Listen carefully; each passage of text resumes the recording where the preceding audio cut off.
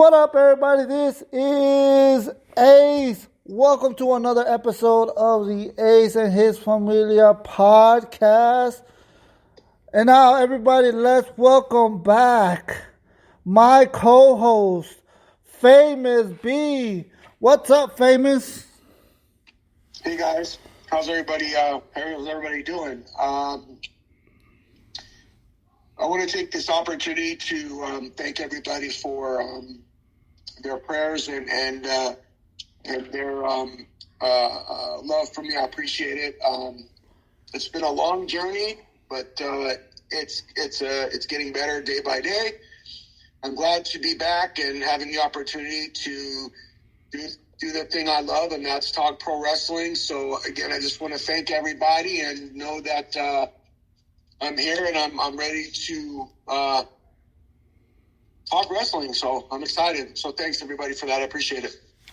Yeah, welcome back. I'm glad you're back. You know, Dalis last podcast hold it down for you on your behalf. And she did a great job, but I'm glad that you're back. And I just want to say that sorry that we haven't been uploading a podcast. We've all been busy going through our own personal situations here and there. So, but we're back and there's a lot of things to talk about. Also, let's welcome our special guest who was the co-host for the day on the last podcast. What's up, Dalis? Hey Ace, how's everyone? All good. I hope you're doing good. Yeah, I'm getting better as well. Good. That's good to hear. I want to take this opportunity to thank you, Dalis, for filling in for me. I appreciate it, and I'm glad to hear that you're getting better health wise, and it's good to have you here with us. And again, I want to thank you for filling in for me for the time that I was out. So I appreciate that. Thank you. Oh, no problem. Shoes to fill, but, we managed to do our best. yeah, true that. You just basically did well. Well, that's good to know. We did talk about maybe her replacing you. Not just kidding, Brian. We'll never replace you, Famous. I'm just messing. Right. Don't get too comfortable. All right, so let's talk about this. First of all, let me give a huge shout out to Impact Wrestling. I know they've lost a couple of their key players. The Kingdom looks like they're going to AEW. Chelsea Green, she's already on her goodbyes. Mia Yim already left Impact Wrestling. But they are still having some great wrestling. Josh Alexander is kicking ass in Impact Wrestling. And I highly recommend everyone checking it out. Bullet Club is still there. So there is... Eddie Edwards is on fire. He's being a great heel. So I highly recommend everyone checking out Impact Wrestling. Right now they have Heath Slater and Rhino actually as the tag team champions, which is crazy knowing that they're the champions over there in Impact. What year is this? What year is it? Is this 12 or 13 when they were champions in WWE or some sort like that? Now they're in Impact. Oh, wow. Yeah, so shout out to Impact Wrestling. I want to start this conversation with something that I know you guys haven't really kept an eye on other promotions, but this is very interesting. I don't know if you guys seen in the group chat and even in my Instagram stories, I've been talking about the NWA and Nick Aldis. The reason I want to talk about Nick Aldis, not the show, because yes, they're about to have a pay-per-view on Saturday. I think it's called Hard Times, but I don't want to talk about the pay-per-view. It's going to be a great show. I'm thinking about checking it out if I have some time. I want to check it out. It's a good show, some good matches. But I want to talk about Nick Aldis because at first, when I heard that Nick Aldis was leaving NWA, I was disappointed in the NWA for letting him go, but at the same time I was excited because I was like, maybe he'll go to WWE. He's been talking about wanting to go to WWE and getting that opportunity in WWE that he's never gotten. So I was excited. I was like, now that Triple H is in charge, maybe he'll bring him in. Maybe not the main roster because he's not well known. Or maybe he will bring him straight to the main roster. I think he would do well in NXT. So no matter what they did, I was kind of excited. But then I heard a podcast, which is the Busted Open Radio podcast with Bully Ray and Dave LaGreca. And Billy Corgan came out and he was not happy because that story that Nick Aldis put on his social media that he was leaving, NWA was not happy about that. They knew that he was leaving. He sent them an email saying that he was not resigning and he was going to go his separate ways. They told him that's fine, just finish your contract till January. He was actually booked for Saturday's Hard Times pay-per-view, but after this situation, he was removed. He's been talking a lot of smack, actually, for NWA, most importantly, Billy Corgan. I thought they were good, but it looks like they're not. And Billy Corgan went off on him and said that he is only happy when he's on top, and that once they took him off from being the NWA champion, that's when he started having sour grapes. That's when he started having issues with the NWA and the product and saying things about the women's division that Billy Corgan didn't like the women's division. There was a lot of things going on. And then also Mickie James, his wife, said that she wanted to do another all women's pay-per-view, which they call Empowered, but Billy Corgan said no. And there was a lot of back and forth going on. And to me now, I'm not sure if I want him in WWE or even AEW. I don't know. I have mixed feelings now because looks like he's leaving on bad terms with the NWA.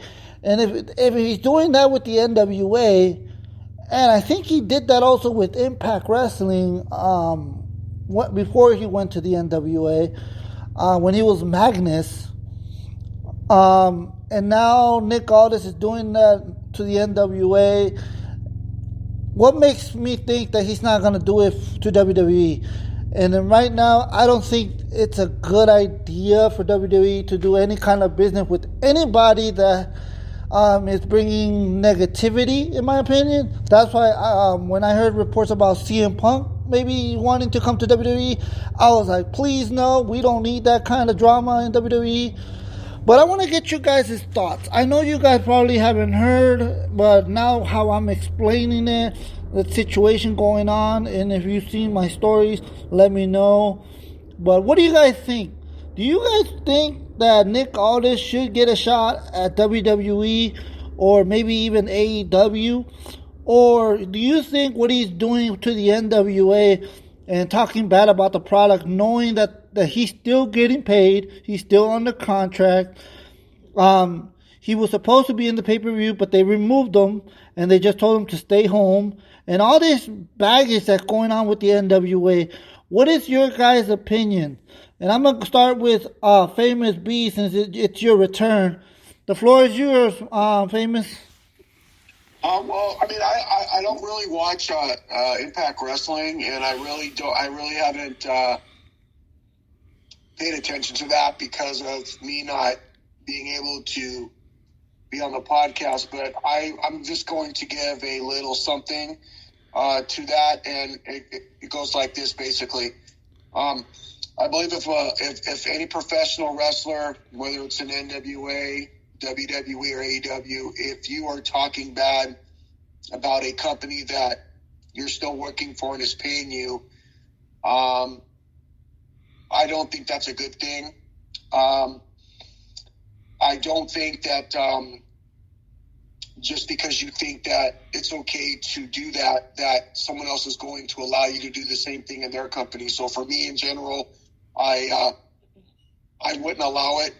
But again, I know that Nick Callis is married to Maria, the wife, and I know that she. Well, Nick Aldis is married to Mickie James. Oh, Mickie James. I'm sorry. Yeah. Mickie James, who is the wife, and she's been a part of WWE her whole career. And then, she went to Impact, Mm-hmm. and then she went to NWA. So, she's been all over the place. But like I said, he should be grateful that he has a job at this point. So for me in general, I don't know if I would allow that to happen. And he should be grateful for what he has position-wise in the NWA. So, that's pretty much all I really have. Okay, yeah, I do agree with you on that. Like I said, I know you guys don't follow NWA or Impact Wrestling as much as I do, but knowing the situation and knowing that he wants to go to WWE, and even Billy Corgan told him, hey, if you wanted to go to WWE, you could have just let me know. Or if you wanted to go to AEW or any other company, just let me know. He did it with Thunder Rosa. When Thunder Rosa was in NWA and she wanted to go AEW, he released her because she was still under contract with the NWA, and he released her. And he said, go ahead. You think you can do better in AEW? Go for it. It's a bigger stage than NWA. Go for it. Make your name. You did your best here in NWA. You did great. You helped us out a lot. And now you want to go for it. Try, So he told that to him, and I guess he feels like he is a main eventer. He feels like he should be the NWA champion, that the focus should be on him, and that's kind of one of the reasons he wants out, and because he feels like he helped Billy Corgan bring back the NWA to. Because it looked like NWA was dying. And it may not be the NWA from the past, but it's doing something. You know what I mean? It's still thriving with Billy Corgan as the owner, but Magnus was the first guy to say, you know what, I'm NWA, and I put my flag on this company, and I'm going to put it on my back. But now that Billy Corgan is trying to make other stars, I guess he's not happy with his position in the company, and that's why he wants out. Dalis, what do you think about all this? Well, I really don't follow the NWA, but I did see here and there about the stories of Nick Aldis. I guess his big mistake is just ranting on social media about his not being happy with the company. I think that's one of the mistakes. Like, why go on social media and rant about it? Can you just keep it behind doors and talk to the owner and solve the issue behind doors? I mean, I don't think we want to know about what's going on. I mean, and that shows how unprofessional he is at the same time. Yeah, because they said that all he did was send them an email saying that he wasn't going to renew his contract and that he was leaving in the beginning of January. That's all he did, just an email. And even Billy Corgan said, if you have issues with me, come talk to me. Just don't go on social media. Don't do that. And that's what he did. And yes, he then deleted those videos, but it was too late. Everybody already saw it. Mm-hmm. Well, here's the thing that I have a problem with, and it's very simple. Nick needs to think about one thing and one thing only before he jumps the gun, about asking his request to leave NWA.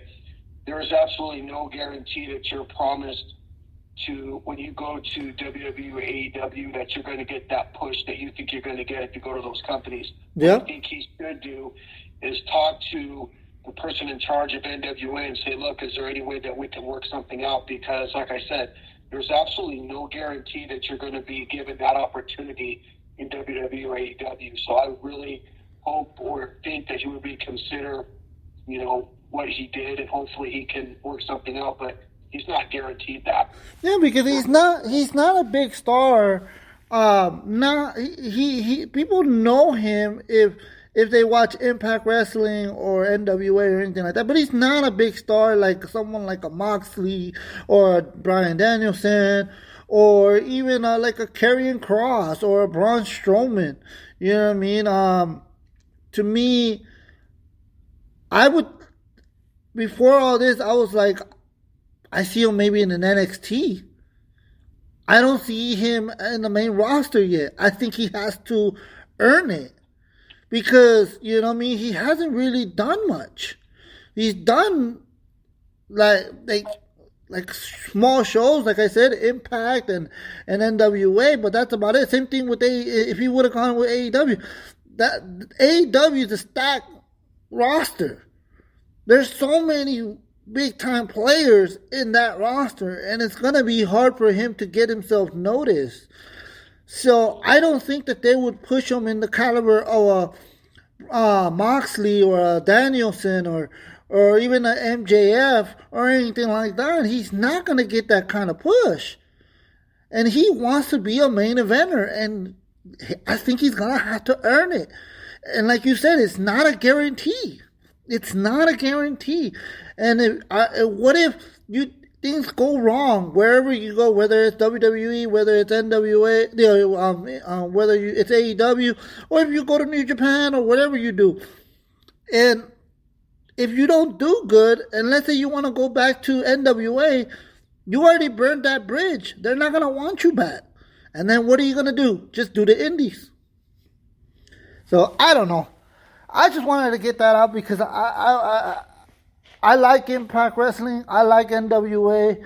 I don't watch it as much as I do with AEW and WWE, but I was curious because of Nick Aldis has been saying that he wants a shot at a big company like AEW or WWE. So just wanted to get your thoughts on that. Now, let's talk about Crown Jewel. What did you guys think was the best match of the night? And also your whole thoughts on the whole show. Let me know on what do you guys think, and then we'll talk about the main event. But let me know what you guys think about Crown Jewel and the best match and the one that was, I guess, okay, maybe not the show stealer. You know what I mean? Because to me, in my opinion, Crown Jewels, all matches were great. But when there's a lot of great matches, there's always that one that sticks out that was good, but not on par with the others. So is there a match that you see that wasn't on par with the others? And what was your favorite match? I'm going to go with Dalis first. Talk about Crown Jewel. All right. Well, this is actually the one Crown Jewel that I did watch. I normally don't watch any of the Saudi Arabia pay-per-views because I heard they suck in the past. Yeah, they did. And actually, this one was actually pretty good. Like, I really enjoyed this pay-per-view. And, I have two favorite matches, though. I can't pinpoint which one. That's fine. What's your two favorite matches? Of course, the main event, Roman versus Logan Paul, and the Bianca versus Bayley. Those two were, my favorite. Mm-hmm. Great choices. And then the weakest out of the bunch, I would have to say Strowman versus Omos. Yeah, I agree with you. Even though I do think it was better than I expected, I thought it would be much worse. To be honest, because of Omos, not because of Strowman, but because of Omos. Yeah. But it was not bad. It was better than I thought. It wasn't as great as the other ones, like you said, but it was not bad. It could have been worse. Yeah, just based on how the matches were, I think that one was like, the bottom. Mm-hmm. Not because it was bad, but it was, all right for two big guys in the ring. No, I agree. I think just the same as the last paper. Remember that we said that Liv Morgan's match with Ronda Rousey was the weakest. It wasn't horrible. It wasn't a bad match. It was just surrounded with a lot of great matches. Yeah, that's pretty much it. Famous, what did you think about Crown Jewel? I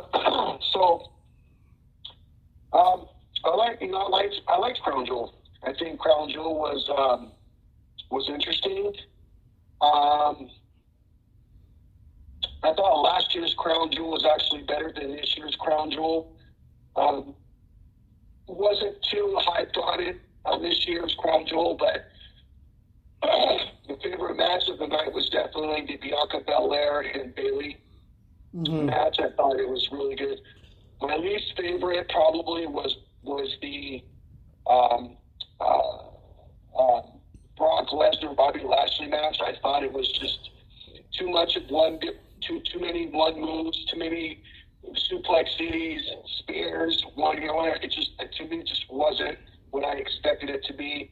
So I kind of didn't like that. Like Dallas said, the Omos and Braun Strowman match was not there either. But all in all, it was good. It was good. It wasn't my best. I thought last year's Crown Jewel was definitely good. That's for sure. But again, it's what you like and dislike. But I mean, overall, it was not a bad pay-per-view. But yeah, the women's match definitely stole the show for me. Absolutely. Yeah. I think that the Brock Lesnar versus Bobby Lashley was what it was. I feel that they're gonna have a third one, and they didn't want to give too much away, because if you give it all on the second one, what are you gonna do for the third one? So I think that's why it kind of ended quickly. With the Bobby Lashley dominate. But what I did like about that match is Bobby Lashley dominated Brock Lesnar, and Brock barely escaped. That gives a lot of credibility to Bobby. And yes, he lost, but to me, he went over. He did not win, but he got over, as show that he's on par with Brock Lesnar. Because if it was Vince McMahon running things, Brock Lesnar would have probably devoured Bobby Lashley. Yeah. And it would have hurt Bobby Lashley, in my opinion. So, and also, I did enjoy it because it looks like Bobby Lashley is going back as a heel.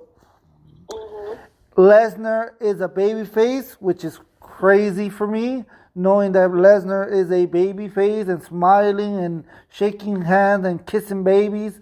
I'm not used to seeing that type of Brock Lesnar. I do enjoy the Cowboy Brock. I don't know about babyface Brock Lesnar, but fans love him. They love to cheer for him. So I guess for the third match, Lashley's going to be the heel. And I've heard that Bobby Lashley might be bringing back the Hurt Business together, and that's why they're turning him heel. If that's the case, I'm excited about that, because I want the Hurt Business. I enjoyed seeing the Hurt Business together. I think they squashed it way too soon. So, and then I also gotta say, I did enjoy I also agree with you guys about the Bianca versus Bayley match. I was shocked that Bayley lost. I thought Bayley would take this one since it wasn't a pinfall, but it was a great match. It was different. I enjoyed her. I enjoyed Bayley bringing out the golf cart. That freaking box that they had where they put Bianca in. So I enjoyed it for its uniqueness. And then the main event. That's and I knew this was going to happen. There are so many people that were saying, why give the title shot to someone like Logan Paul? And nobody cared about that match. Everybody was saying, why give it to Logan Paul? And I went on social media, on Twitter and all that, and I kept saying, wait, it's going to be a good match. It's good for Logan Paul to have that title match because it's a Saudi show. You don't want to put someone like, let's say, Drew McIntyre or Karrion Kross or someone like that, because you know Roman's retaining. And if, let's say, Roman beats Drew again, that's just going to hurt Drew McIntyre. Yeah. If you put Karrion Kross, that's going to hurt Karrion Kross. If you do a triple threat, it would hurt both those guys. And Roman won't have future opponents later on. So this helped. Not only did it help Roman Reigns continue his dominance, but it also helped Logan Paul. Because now Logan Paul, in my opinion, people cannot crap on him. Yes, maybe in real life, in the real world, he can be a douchebag and he can do shit that pisses people off. But in that ring, for only having 3 matches, he's earned people's respect. And I think when he returns, they're finally going to do what WWE's been wanting to do and have Logan Paul as a babyface. When I think that's what they've been wanting to do. Vince wanted to do that since the beginning, since the time he brought in Logan Paul, and the fans crapped on it right away. But now with Triple H in charge, and he got trained by Shawn Michaels, Drew Gulak, Shane Helms. He is focused, he is determined, and he's putting on bangers. And so for him to be able to go one-on-one with Roman Reigns and deliver that type of match and have those type of moments, to me, I don't care how bad he is outside, but all I care is what he does inside the ring. Same thing with Bad Bunny. I'm not a fan of his music. My wife loves his music. I'm not a fan of him. But inside the ring, he can go. And the same thing with Logan Paul, if they decide to turn him heel, but I think they're going to go babyface, especially now that they're going to be cheering him. And he was made for this. I hope that Logan Paul stays with the company and does more matches, not just be like every once in a while, come in and do a match or whatever, like he's been doing. I want him full time. And I think he's earned it. And I do see him having a future in WWE. And I've been saying that. And people were crapping on it. And I said, hold up. It's going to be a great match. And it was. What is your guys' thoughts on that match? The Logan Paul versus Roman Reigns for the Universal title. Famous B, let's start with you. Famous. I did watch the match, and I had my doubts about Logan Paul. Honestly, I didn't think that he was wrestling material. And then when I saw him getting in the ring and fighting Roman Reigns, I have to say I was really impressed. He gave it his all. He put his body on the line. He got hurt. He's definitely going to be out for 9 months. He basically put his body on the line, for the fans to make sure that he gave a good show to everybody, which he did. And, he definitely has earned my respect. And I think, I don't know, what the future is going to hold for him. But I do know that he may not be the same person, because when you come back from injuries like that, sometimes you're never the same. So it either could make him faster, it could make him slower, but he really got damaged. He really suffered severe injuries, and to me, it slows a person down. So I don't know if he's going to be even better. He could be worse. I don't know, but I will say that he definitely was impressive. He definitely showed that he wants to be in the business, and he got trained by Shawn Michaels, who is definitely somebody that you would want to be training with or have a mentor to. So I give him a lot of respect and a lot of props. He definitely made it very interesting for Roman Reigns. But again, I don't know what, you can't come back from injuries like that the same. Trust me, I've had all those injuries, and they're not fun. So I don't know if he's going to be the same. Like I said, I think he'll be fine. I think he'll be fine because of his age. He's still young. If he was older, I would agree with you 100%.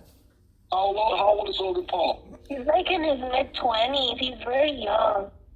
Yeah, you're going to heal pretty fast, but just because you heal fast doesn't mean that you're still the same. It doesn't matter. But I do agree with you on maybe Logan Paul might have to slow down a bit. I do agree with you on that. Like I said, because you just don't know. But what I'm saying is that all in all, he was definitely impressive. He definitely does want to be in the WWE, and for that, I commend him. He definitely loves the business, and I give him props for sure, no doubt. Yeah, so many big stars after that match gave him a lot of praise. A lot of legends from the pro wrestling industry gave him props, including even John Cena. John Cena went on Instagram, posted his photo showing his support for Logan Paul. So that's a huge stamp of approval if you get it from someone like John Cena. So I'm the same way. I was impressed. And I after the Mysterio match, I knew he was gonna do good. I didn't think he was gonna do this good. I knew it was gonna be a good match, but I didn't think it was gonna be this good and this memorable. But it was. He delivered. He gave it his all, and there was one or two false finishes that kind of worried me. Even though I knew in my mind that there was no way Roman Reigns was gonna lose. But when those false finishes happened, to me, in my mind, I bought in. I kind of forgot about, thinking Roman Reigns was going to retain, and I actually jumped a couple of those false finishes. So it worked. They got me, and they got me. So, Dalis, what did you think about Logan Paul? Well.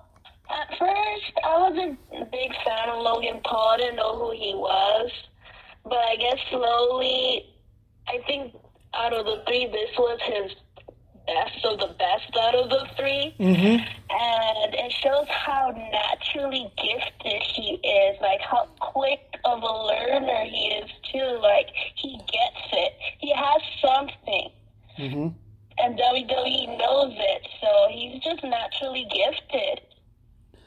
Think about it. To be able to climb the turnbuckle with the phone, record, have the balance to stay up there for a while, and say what you're going to say, because he did talk a little bit while he was up there. He did point at the camera to the fans and all that. And he said, Roman, you're going to be famous today, or you're going to go viral, something like that.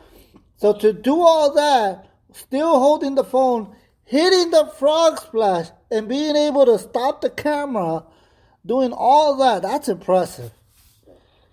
That's impressive.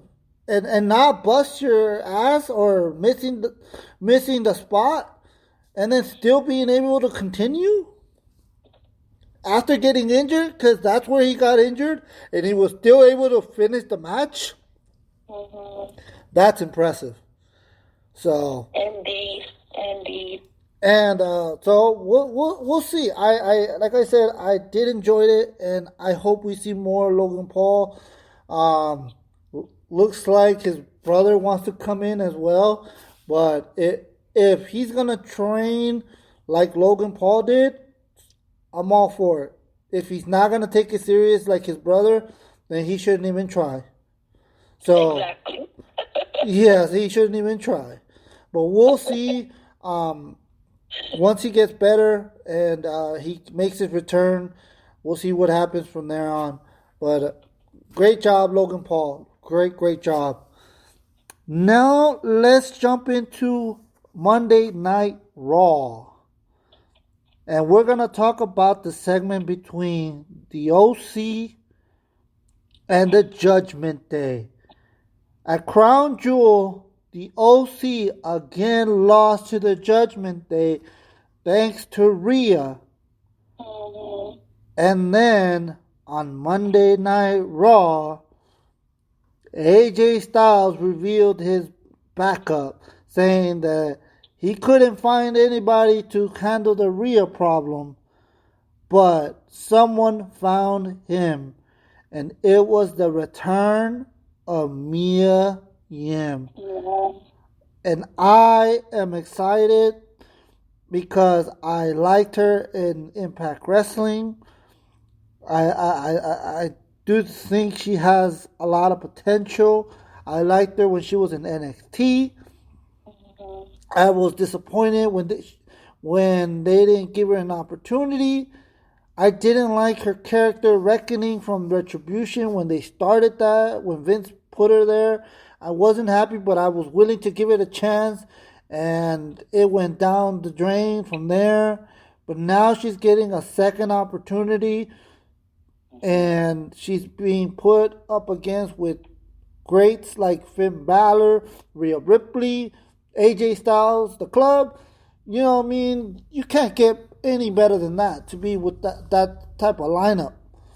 So, Damian Priest as well. So, I'm happy, and I'm excited to see what's going to happen. I think Mia Yim might be part of the War Games match if Rhea joins Bayley's team. Because if you saw Monday Night Raw, they did reveal that Damage Control and Nikki Cross will be part of the War Games match against Bianca Belair, Alexa Bliss, and Asuka. So there's 2 spots left, and in my opinion, I can see Candice LeRae and Mia Yim putting in that position. They're part of the NXT. They know how War Games work, so I think it will be a good fit. First, Dallas, talk about the return of Mia Yim, and then talk about if you would like to see Mia Yim part of that War Games match. Alright. Well, I was really happy to see Mia Yim back. I believe I read something that she was rumored to come back, but I had no idea it was like this, and I'm really happy for her. I mean, she's paired up with AJ, Carl, so that's pretty awesome. Yep. And now we get to see them both butt heads with Judgment Day, so I'm really stoked about this now. Yeah, and to see, most likely we're going to get Mia and Rhea, like a feud between Mia Yim and Rhea Ripley. That's going to be a good feud. That's going to be a couple good matches. Yeah. And about the War Games, I'm really excited for it. And knowing that it's Damage Control, Nikki Cross, whoever is their last member, like if it's Rhea Ripley, that's going to be pretty tight. And for Team Bianca, now that you mentioned Mia and Candice LeRae, I was thinking this other way around. I was thinking, because, you know, the Sasha and Naomi, still news about them circulating. Yeah. So I'm like, I was hoping it would be them, actually. Yeah, that would be a good that would be a good choice too, but just because of the timing. Yeah. You know, Sasha announces something on social media that she has this big, exciting news that she's been waiting for after 6 months, and that's actually 6 months when they left. Mm-hmm. And also, they were going to do an appearance that they canceled last minute. Yeah. Well, just because, even if they're not in the match, that doesn't mean they won't be part of the show. They could still be part of the show. Yep, yep. So I'm excited for War Games. I really am looking forward for Survivor Series. This is going to be one of the best Survivor Series. Yeah, I I have a agree, gut and it's feeling something this is going to different. be. Yes, this is going to be one of the best. I agree 100%. It's going to be different. It's not about brand supremacy like it's been for a couple years with nothing on the line, and now it's you're bringing in war games. It's just something new, something different, and something awesome in my opinion. And Um, not only that, stables is a thing now. There's so many stables forming, so I'm really excited for that too. yeah, and I like that what they're doing. They have male stables, they have female stables, and now they have Mixed? mixed stables. Oh my god. So it's a little bit of everything. You know what I mean? You know, with Yeah. you have Legado with Selena. You got you like I said, you got Judgment Day with Rhea. Now you got the OC with Mia Yim. You got Hit Row with B-Fab. I like it. Me too. Yeah, girl power, man. Put them in with the guys. That's what That's what people been asking for. Yeah, and I think out of all of them, I think Rhea's been killing it in her role. Yeah, Like she it's has. amazing. It's amazing. Like each week is even if Rhea doesn't do much, but just her character, and like it oozes out of my TV. It's like, man, she's amazing. And you know what's crazy is that after Edge left the group, people thought that group was gonna die, I know, right?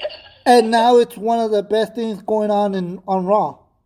Exactly. Yeah, it's like a whole renovation for the Judgment Day.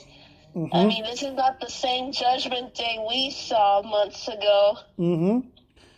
I think Triple H is doing great things with the Judgment Day, rebuilding them, making them feel important, making them feel badass, and making Rhea Mhm. look like a badass. I love it. Yeah, yeah. It even seemed like she's the leader of the group, not Yeah. Finn. Yeah, even though they keep saying that Finn is the leader, but a lot of times she's always up in front, and she shows that she can be a leader too. So, you know what I mean? She doesn't let Finn Balor take control fully, and she does her thing as well to show that hey, I'm not chopped liver. Yeah. Yeah. And I feel like she's getting Oh, comfortable. For a while, for quite some time, Rhea didn't look comfortable. She had good matches, but she wasn't feeling comfortable. And now I think she's in her groove. exactly. Like it's like there's a difference. Like this is like her element. This is her strength right here. And She's it having shows fun. that, She's having fun. yeah, that she's having fun and she's enjoying what she's Yeah. doing. Yep. So you could tell the difference. It's amazing. I totally agree. Famous, what is your thoughts on Rhea Ripley, Judgment Day, and possibly Rhea being part of the War Games match? So, I mean, first of all, as far as Mia Yim goes, amazing. You know, she definitely was on a journey that she, thought she was ever going to be on. I did like the thing that she said on Monday Night Raw where she talked about how she had to find herself, from the time that she was gone from WWE because she didn't know who she was. Yep. And when she did, she got the opportunity to come back to where she wanted to be. So that in itself was pretty awesome. And it's good to see her getting opportunity to be back where she wanted to be. As far as the Judgment Day and the OC and Rhea Ripley and stuff like that, I mean, the Judgment Day is definitely showed who they are. They're a pretty powerful group. I love Rhea Ripley Ripley's character. I love the fact that she is training with Dominic and getting Dominic in this zone and all that stuff. That's pretty awesome. And of course, Mia joining the OC, it brings a lot of excitement to both of those teams. So it's going to be interesting to see what goes on there. And then, of course, everybody's talking about Mia versus Rhea Ripley, and we know what matches are going to take place and how far is that going to go. Well, it already happened in NXT, so it's not going to be anything new, but it could be better. As far as War Games goes, man, I can't wait. I mean, wow, the men going at it, the women going at it, it's going to be definitely something to see. And I can't wait. I really am looking forward to War Games and these teams going at it and people getting opportunities to come back where they want to be and people enjoying their characters and just having fun with it. And yeah, it's definitely says a lot about what Triple H is doing with this company, and it's good to see. I agree. Speaking about War Games, what did you guys think about that interaction between Asuka and Io Sky, that Japanese, going back and forth in Japanese? What did you guys think about that? That, to me, I thought that was awesome. I loved it. Famous I enjoyed it. Well, yo, I enjoyed it. You enjoyed it? What about you, Famous? Did you enjoy it? I feel like I was at a Jerry Springer taping. I started laughing, even though I didn't know what they're saying. I love when Asuka was saying "baka baka baka baka," and then when I saw the subtitles, I was cracking up. I was like, let me get a popcorn and a soda and a chair, or Jerry Springer's going to happen. Just going back and forth. It was hilarious. It was funny. And then when Io Sky went up and said, "Bitch," I was like, "Oh, Yeah. it's on!" I was like, "It's on!"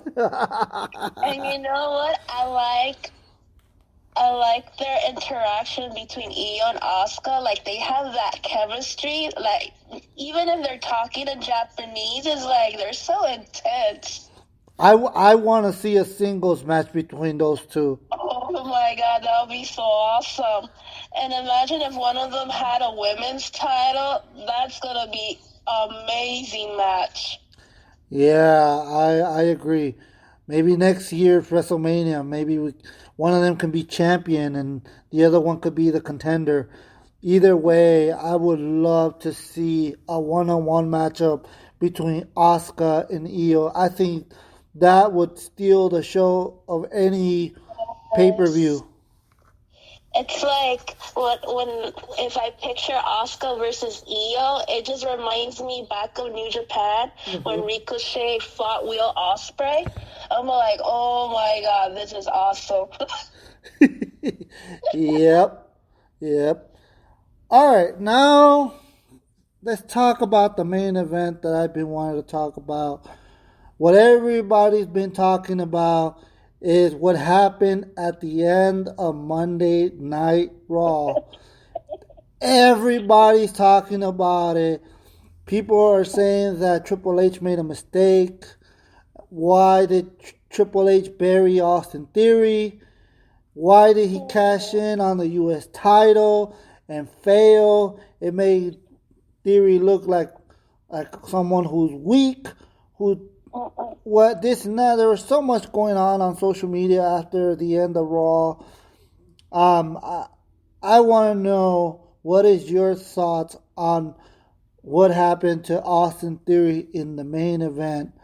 And if you agree with the social media where everybody's saying this was a big mistake from Triple H. I want to go. I did talk to Famous B about this a little bit, but I did enjoy what he said when we were talking in the group chat. So I'm going to give the floor to Famous B. Famous, your thoughts on Austin Theory? I totally agree with what Triple H did. Listen, look, Austin Theory was not going to be a champion, period.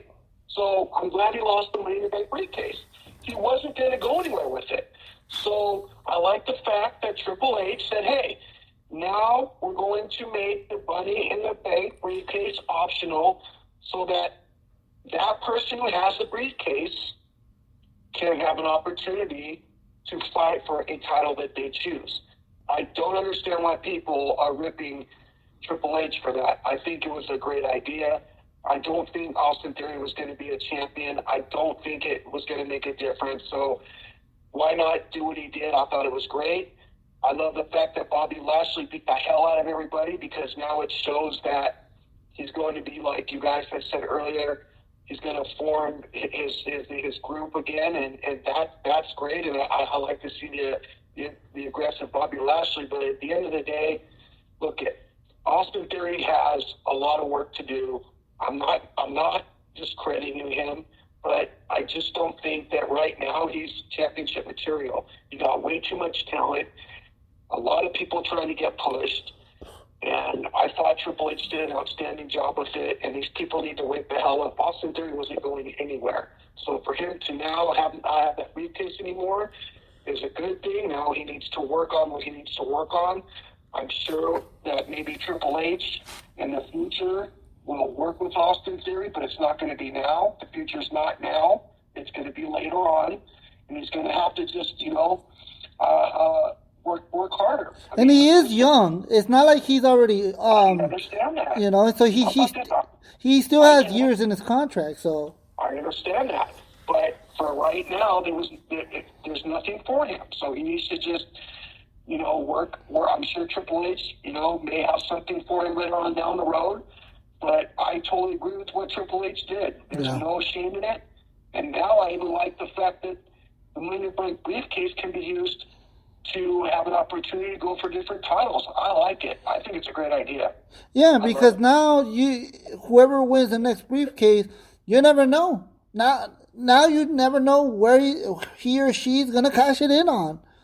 You don't know, and it's something different. And look, right now Roman Reigns is on another level. Theory is nowhere near Roman Reigns. Exactly. I like Theory. I am a fan of him.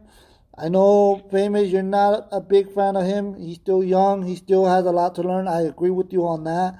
But I am a fan of him. I did like him in NXT. I do think he can have great matches. But I feel like he's still young. And he has his whole career ahead of him.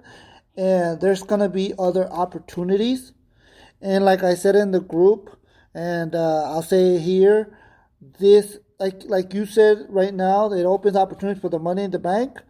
But it also opens opportunity for Austin Theory. Because I don't know how everybody's saying now how Triple H buried Austin Theory when Austin Theory had the briefcase, and every time he was teasing a cash in, everybody was saying, "Oh my God, here he comes. Not Vince's boy. Please no cash in, please don't cash it in." People were dreading Austin Theory cashing in because everybody was putting him in a position as Vince's boy. That was Vince McMahon's guy. And people hated him. People hated him not for his character, not for his heel work. They hated him because he was the chosen one for Vince McMahon.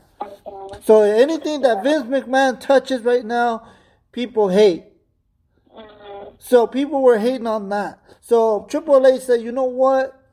You're not getting heel heat. And it's not that you're not good. It's just that everybody sees you as Vince's boy. We need to remove that from you. And like I've said before, when you hit rock bottom, what happens next? There's only up from there. You cannot go lower than rock bottom. Once you hit rock bottom, that's when you start rebuilding. And that's what I feel that they're going to do with Theory. They want to remove that Vince's boy crap. Every time he came out, they were chanting, "Who's your daddy? Where's Vince McMahon?" all these things to Theory. They weren't even giving him an opportunity. So now, even though right now lately he's been losing basically all his matches, every now and then they'll give him a win. But if you look at the type of matches he's having, even in a loss, he's been having really good matches. Yeah. The non-title match that he had a few weeks ago with Seth Rollins was a banger. Yeah. So the match he had with Johnny Gargano was really good. Maybe it wasn't a banger like the Seth Rollins match, but it was good. Mm-hmm. And people did not want to give Austin Theory his credit. People did not want to give Austin Theory an opportunity because they saw him as Vince's boy. Now you get an opportunity to change the rules for the Money in the Bank. Now you get to rebuild Austin Theory from the ground up. You can start from scratch and remove all that crap that Vince McMahon had on him. And it makes the United States title important. Especially right now that Roman is not on Raw at all lately. He's once in a while he'll show up on a Raw, but mostly he shows up on SmackDown. So you need to elevate that United States title. Yeah. And you weren't going to take away the title from Seth Rollins. He just won it not that long ago from Lashley. And if you think about it, until Brock Lesnar comes back, Theory can still continue his feud with Seth Rollins and Lashley. Maybe a triple threat. Who knows? But like I said, whatever they're going to do with Theory, I trust Triple H that I have a feeling that that's what they're doing. They're rebuilding him. And in my opinion, I know that the company really feels like Austin Theory could be the future, has a lot of potential. And if you're going to be the future, and if you're going to be in WWE for a long time, you're going to have to be able to handle this type of defeat. You're not always going to be on top. You're going to have to handle setbacks. And if you can't handle that, then you're not going to be the future. Look at what happened with Bianca. Bianca lost in 26 seconds, 27 seconds, whatever it was, to Becky Lynch. And everybody was going crazy saying that she was buried. She was even doubting herself. She was even mad about that match. And you know what changed her mind? It was John Cena. John Cena, she even talked in an interview saying that John Cena went up to her after that match and said, keep your head up. This is not going to stay like this. Trust me. You're going to have ups and downs. Now it's time to come back up. You lost the title. You're rock bottom. Now it's time to get back up there. And you will do it. And once you do, you'll be on another level. And she is. Bianca right now, with no Charlotte right now, with no Sasha, no Becky for now. You need someone on top. And it's Bianca. And she's earned it. So, that shows if Bianca can do it, why can't Theory? Yeah. So that is what are your thoughts about all this, the main event and Austin Theory and what happened with the cash-in? I wasn't mad about his cash-in. I mean, I look at it as, those were the little bits and reminiscence of Vince McMahon. So it just took away that stigma out of Theory with that Money in the Bank briefcase, because like you mentioned, it was pretty much given to him because of Vince McMahon, Yep. So it seems like it relieves the pressure, the stress on Theory, and, as we say, Roman's untouchable right now, a whole different level for Theory, so either way, he would never catch those titles. And part of that, Theory's a young guy. There's no reason to rush him into winning titles, just slowly build him up, and his time will come eventually. Yep. It's like you mentioned John Cena, and it's kind of the same way. I don't like what happened with John Cena, the few early years he didn't really click in. He almost got fired. Got fired. Until he came up with the rap gimmick, you know? So it just takes time. There's no need to rush into things. And I think with Vince McMahon, he was really rushing Theory to climb, to that pedestal, right? Yep. So I just see that, it was like the last remaining pieces from the Vince McMahon era, and that was the only way to get rid of it, get rid of that stigma, that pressure that was laying over Theory's head, so I think it was great, and, it's not the end of it. He just inserted himself into a feud with Seth and with Bobby Lashley. Two top stars.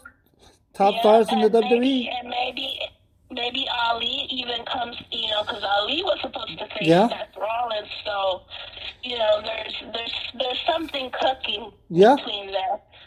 So it's not the end of Theory. I think this was the best way to get rid of the briefcase, because as we all know it, he would lose that briefcase either way. Exactly. And losing to Roman would have probably hurt him the most. And look here's another example. Drew McIntyre, when he came to the company, when he first came to the company, and he was put as the chosen one. When Vince McMahon went out there and said that Drew McIntyre was the chosen one. And what happened? His career went down the drain. And then not only that, he became a comedy character with 3MB. It had to take him getting released, and he had to rebuild himself on his own without the company's help. At least Theory, he's still with the company, and Triple H is going to help him rebuild him. It's going to help him get rebuilt. Drew McIntyre had to do it all on his own in the indies. He had to get in the gym, get bigger, get all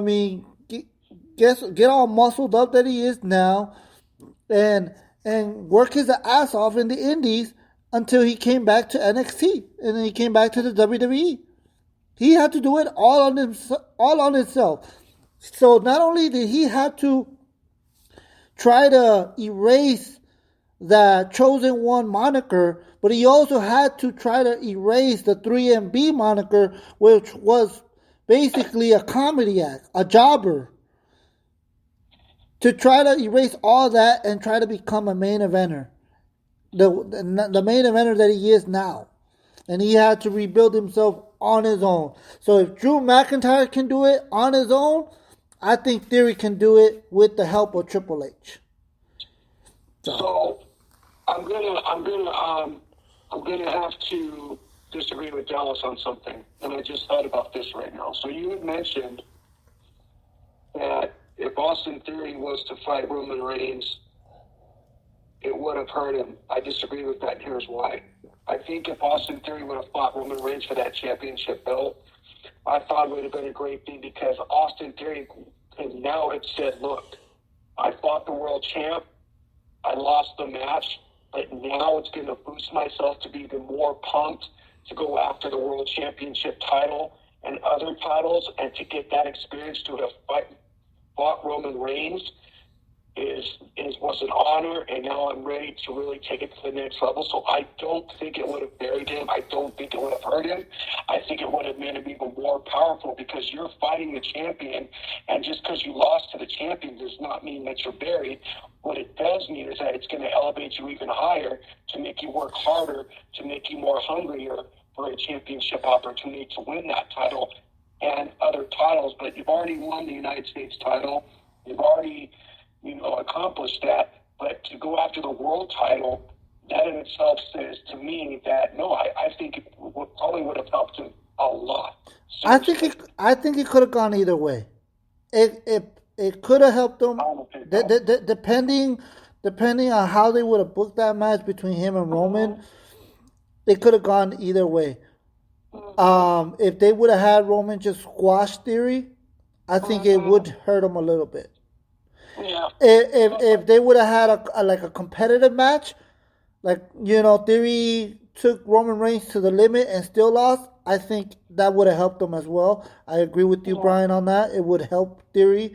But either way, that moniker as Vince's boy was still there. So whether he won or lost, even let's say he would have beaten Roman Reigns, people would be like, oh, he only won it because he's Vince's boy.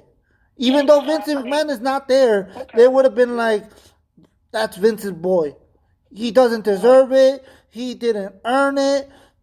There's so many others that you could have put in there. Why Theory? Like I said, every time he would come out to tease a cash-in, people would be like, oh my God, no, please, no. So it because it was the moniker of Vince's boy. And I think that's why they're trying to eliminate that. So, but I wasn't referring to that. What I was referring to is what Dallas. No, I know what you're saying. That's what I'm saying. Like, depending on how the match would have gone, if Roman would have squashed him completely, then I think it would have hurt him. And I think, but if it would have been like a kind of like a back and forth match, I think it could have helped him out too. It could have gone either way.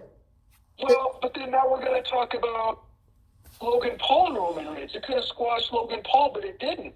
The match went well, so we don't know if that match could have went well or bad until it actually happened. So either way, it would have elevated Austin Theory no matter what. And look what it did to Logan Paul. It elevated him even more. So to me, it would have been a good thing no matter what. I mean, regardless of the Money in the Bank briefcase situation, I agree with that. But we're not talking about that. What we're talking about is the fact that Dallas said that it would have buried Austin Theory. No, it wouldn't have. It would have had that briefcase up, and it would have elevated him just like it did Logan Paul. You don't think Logan Paul got elevated when he fought Roman Reigns, even though he lost and put his body on? Yeah. Logan Paul got elevated, but the reason... Squashed Logan Paul. If anything, it helped Logan Paul. So it's the same with Austin Theory. If it would have happened, the same thing would have happened. The reason it elevated Logan Paul in that match was because we knew that Logan Paul was not winning. Okay? And when it comes to Logan Paul, there's a lot of negative stigma going on with him in the real world. Like, outside the WWE. And when he came in, that's why people were hating on him, because of the things he's done in the past. That was on him. So putting him with Roman Reigns, when he had the Money in the Bank briefcase and they did the same thing. But what I'm telling you is that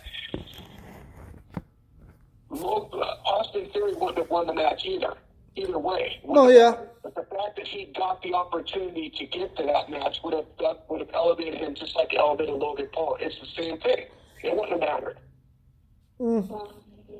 That's my opinion. I can see. I see it both ways. I see. I can, like I said, I can see it that it could have helped them, but I could also see that depending on the outcome of how it happened.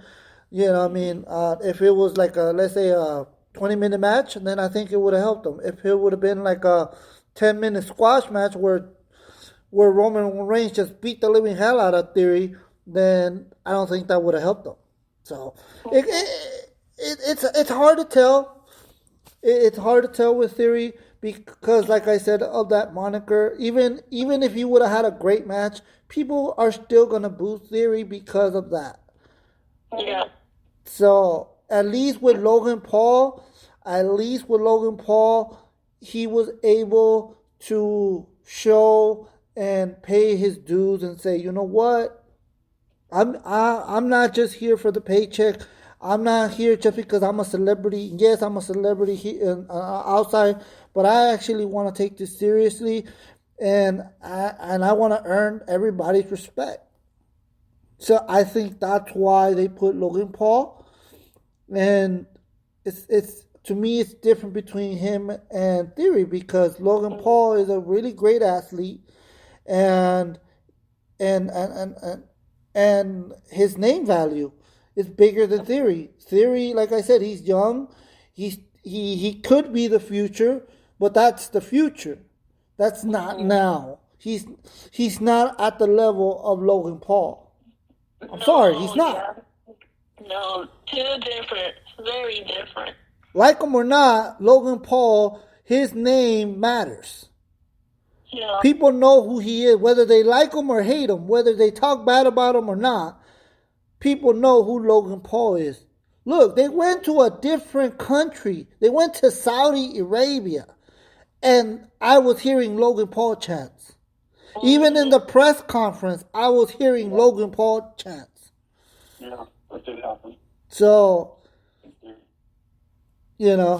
but we'll see. But all I know is I feel like all the negative people, not you guys, because you guys agree with me on some levels, but I think everybody that thought that Austin Theory was buried or that Triple H made a mistake, wait. All I gotta say is let Triple H, he is rebuilding a company. He has the task to rebuild and change a company. And he wants to mold the WWE into what he sees. He doesn't want to just continue doing what Vince was doing, because if he does exactly what Vince was doing, then what the hell is the point of Vince leaving? So give him time. It takes time to rebuild. Look at what he's doing he changed Nikki Cross back to her crazy character. He got rid of the 24/7 title, which was a joke. And Pete Dunne, even though he's still Butch, but yet inside the ring, they're letting him be Pete Dunne. He still has that name for now, but I think once he splits up, once he goes his own way, I think that's when they'll give him his name back. But at least inside the ring, he's Pete Dunne.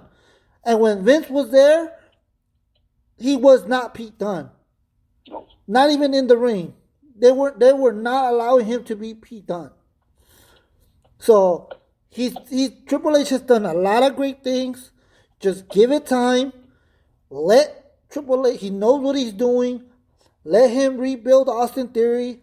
If Austin Theory is going to be the future, he's going to be okay. If he's not the future, and they give him that opportunity to try to rebuild him, and he doesn't get over, then he has nobody else but to blame but himself. He has a long way to go. He's young. Like I said, at least he's not like in his 40s or like, AJ Styles or like a Sheamus age or something like that. He's still young. He has a long way to go. And they can rebuild him. Mm-hmm. So give it a chance. Don't just bury, just because it's WWE, you want to be like, oh no, that's wrong. That's not what we were thinking. That's not what we wanted. You guys said that you guys wanted unpredictability. You guys said that you guys wanted something different. Triple H is trying to give you something different, and now you're saying that's not what we were expecting. So that's wrong. No, don't do that. Just give him a chance. You guys wanted something different. You wanted WWE to feel different. He's doing that. Mm-hmm. And in my opinion, he's doing a great job. All right, so that's about it about this episode. Because I know it's getting kind of late, and I know we all got to go to work the next day. Well, I still got tomorrow off, but I know Dalis has to work. I know Famous, you got to work. So let's give our final thoughts on what's going on in the WWE. So far, let me know what's your rating on how Triple H is handling the WWE so far, your thoughts, and then your plugs, whatever, your social medias and all that. So let me start off with Dalis, your final thoughts on Triple H and the WWE. Go for it. My final thoughts in regards to Triple H and WWE is that for myself, I'm really enjoying WWE now. Ever since he took over, I have no complaints in regards to what he does. Like he's bringing back people, giving them a second chance. Characters, they're getting back their characters. He's been doing a lot of things retiring things that were very gimmicky, like we talked about, like the 24/7. Yep. So, like, I think he's doing an amazing job. And, yeah, it does take time to make it, you know, not perfect, but that all the fans will enjoy. So I have no complaints in regards to Triple H. I think he's doing an amazing job so far. Yep, I agree. Now, where can people follow you on social media? On Instagram, I'm Dalis Ortiz 80, so you can follow me at Instagram. Can you say it again? What's your Instagram? Dalis Ortiz 80. Okay, awesome. Famous B, what are your final thoughts on WWE, Triple H, and then your social medias? So my final thoughts is, as far as the WWE and Triple H goes, it's very simple. You know, the WWE is great. It's finally getting back to where we want it to be as fans. As far as Triple H goes, there's no words to describe how Triple H is doing. I said it from the beginning that Triple H was going to do outstanding when he took over, and he's succeeding at all expectations, and he's meeting all my expectations, and he's living up to everything that he said he was going to do, and he's doing it. And you know, no WWE fans should complain about it. You know, if they're true WWE fans, they should understand that it is a process. Triple H is doing the best job he can to bring back what everybody wants, and it does take time. You can't just put things back together with the snap of your finger. It doesn't work like that. So at the end of the day, Triple H is doing what Triple H is supposed to be doing, and it's only going to get better. It's only going to go up from here on out. And I will say it again, always expect the unexpected, because that's what's going to happen. So at the end of the day, you know, it is what it is. Triple H is definitely doing what he's supposed to be doing. And guys, if you want to follow me, you follow me at Famous B Show 75 on Instagram. And you know, and again, you know, I want to thank you guys for bringing me back on the podcast. It feels good to be back. I feel good to talk pro wrestling with you, Ace, and Dallas. I'm glad that you're in good health and you're able to be going back to work and getting that back to life, you know, as you should. And it's just good to know that you are a part of this podcast, and I'm looking forward to many, many more of these podcasts. And hopefully I don't go crazy again, because I don't want to do that. I'm taking things day by day as well, but this is the best thing for me, is to talk pro wrestling with you guys and just being able to enjoy it. So again, I want to thank everybody once again, and it was a fun night. Yep, I agree 100% with you, Famous. I want to say thank you to Dalis for coming on the show. Thank you for, you did great. Thank you for being on the last episode or taking over for Famous B. Well, he took his hiatus. I'm glad seeing Famous B back, being part of the show. I need my co-host. You know what I mean? I love talking pro wrestling with him, whether I disagree with him or I agree with him, or that we have discussions or even arguments. I just love talking about pro wrestling. I love hearing the different ideas. I love hearing your ideas, Dallas, and what was your opinions. Thank you. Yeah, I love hearing these different type of ideas, and it also helps me as a fan as well. Think of other thoughts that different than what I was thinking, and it just opens up my mind more. I love talking about pro wrestling. I love doing this podcast. Hopefully we can get back in the groove and we can do more. Now that Brian, hopefully he's good and you know, doesn't fall back again. With Dallas, same thing with you. Glad that you're back, and like I said, I hope we can do more. And Yes, definitely. I just love talking about pro wrestling. It's a great distraction. So, and I hope you guys enjoyed it. Let me know what your guys' thoughts. Let us know on social media, either on my Instagram, Ace and His Familia Vlogs, or on Famous Beast Instagram when he goes live. I'll let him know what you think of the podcast and your thoughts on how WWE is doing. Hopefully, we'll start talking more about AEW again. It's just been kind of stale. I'm going to be honest. The matches have been good, but the product has been kind of stale and predictable. So I hope they're able to pick back up. I know they're having a pay-per-view coming up. Full Gear. I will be watching, checking that out, and hopefully it's a good show, and hopefully we can talk about it. And I can't wait for War Games, Survivor Series War Games. It's going to be great.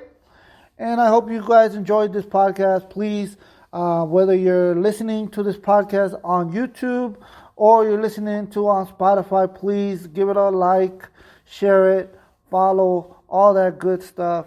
And I hope you enjoyed it because we love talking about pro wrestling. This is a pro wrestling podcast from fans to the fans. And I hope you guys enjoyed it. Hope you all have a great night. Dalis, Famous B, hope you have a great night. Hope everything goes well. You too. Yes, hope everything goes well. And we'll see each other on the next one. Take care, guys. Have a great night. Take care. Bye. Bye-bye. Have a great night. Take care.